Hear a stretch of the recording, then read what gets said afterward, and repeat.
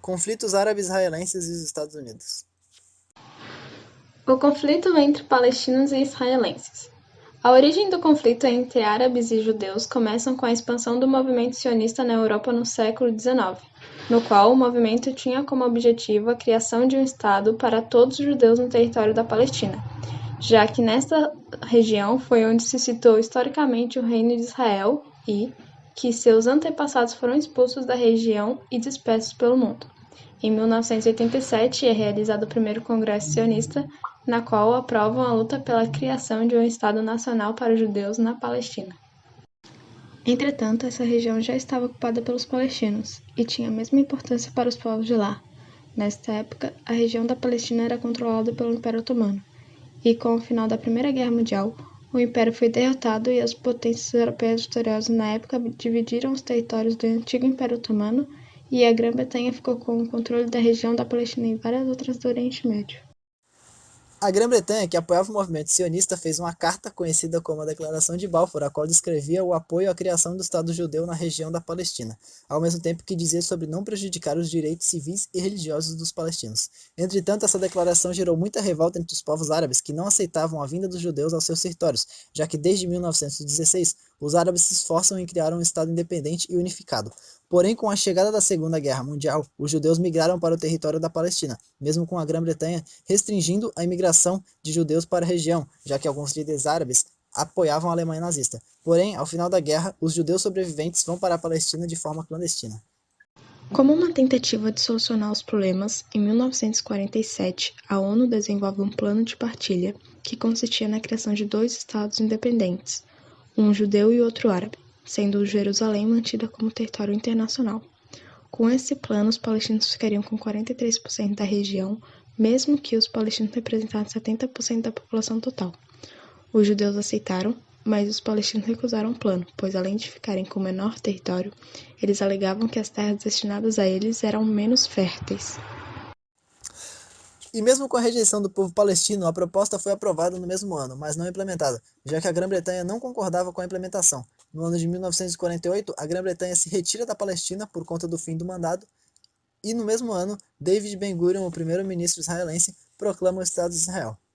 Com isso, os conflitos entre as duas comunidades se intensificam na região. Esses conflitos resultaram na perda de territórios dos palestinos para os judeus e na expulsão de palestinos.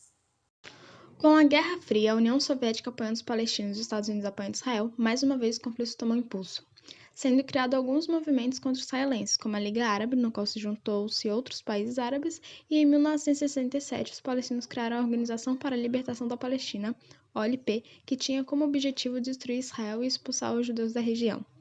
Com isso, ocorreram outras guerras entre árabes e israelenses, como a Guerra dos 6 Dias, no qual Israel mais uma vez saiu vitorioso e tomou, entre outras regiões, Jerusalém para seu território. Isso contribui para a intensificação do conflito, e mesmo com a ONU exigindo a retirada de tropas israelenses nos territórios ocupados, os Estados Unidos vetaram. Em 1973, na Guerra de Yom Kippur, os países árabes que perderam seus territórios na Guerra dos 6 Dias atacam Israel mais uma vez para tentar recuperar seus territórios.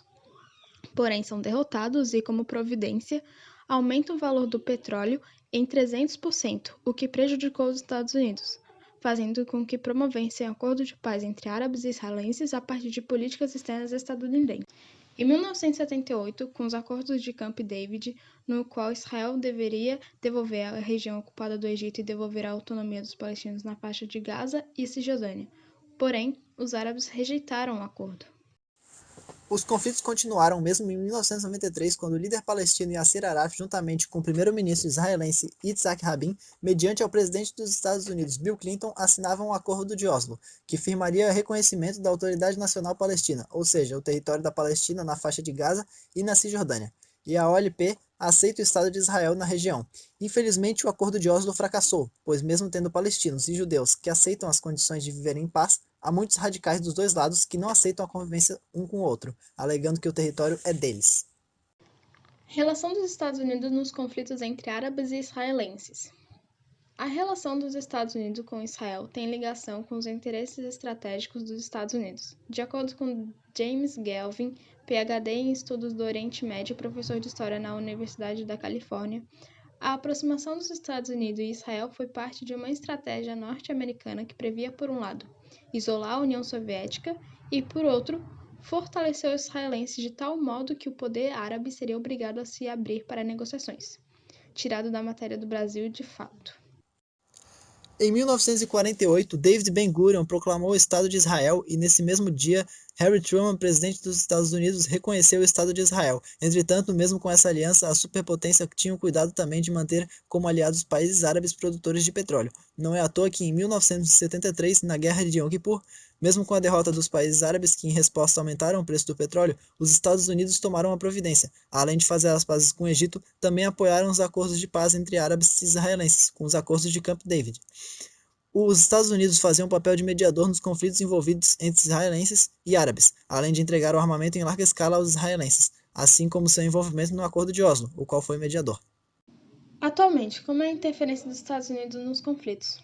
Os israelenses vêm ocupando as áreas dos palestinos a partir de assentamentos em Jerusalém e Cisjordânia, porém isso é inconstitucional pela legislação internacional. Israel alega que é uma estratégia de defesa. Na época, o presidente dos Estados Unidos era Obama, que não quis vetar a resolução do Conselho de Segurança contra a colonização israelense. Depois do envolvimento dos Estados Unidos no Acordo de Oslo, a superpotência mantinha sua posição apoiando Israel. Porém, com a eleição de Donald Trump, a relação se intensificou. O presidente dos Estados Unidos reconheceu Jerusalém como capital de Israel.